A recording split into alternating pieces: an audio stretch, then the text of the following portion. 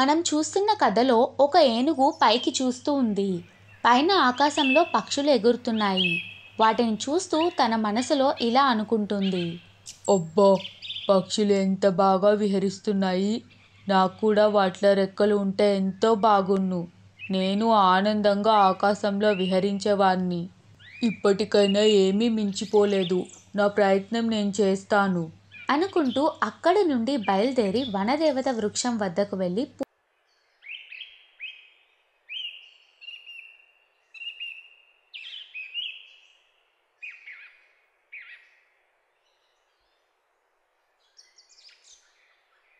పూజలు చేయడం మొదలుపెట్టింది.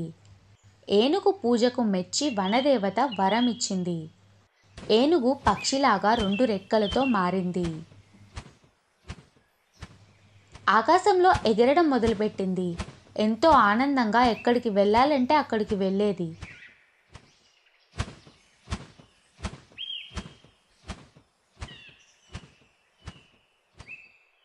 కొన్ని రోజుల తర్వాత ఆ ఏనుగు తన మిత్రులు అయిన ఏనుగుల గుంపు వద్దకు వెళ్ళింది.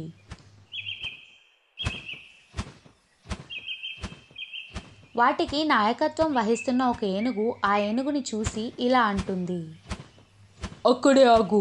మా వద్దకు రావడానికి వీల్లేదు. నువ్వు మన ఏనుగు జాతికే మచ్చని తీసుకొచ్చావు.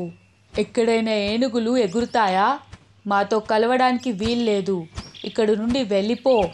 ఈ అడవిలో నువ్వు కనిపించకూడదు.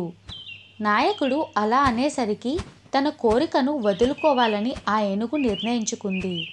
మరలా వనదేవత వద్దకు వెళ్ళి ప్రాధేయపడింది.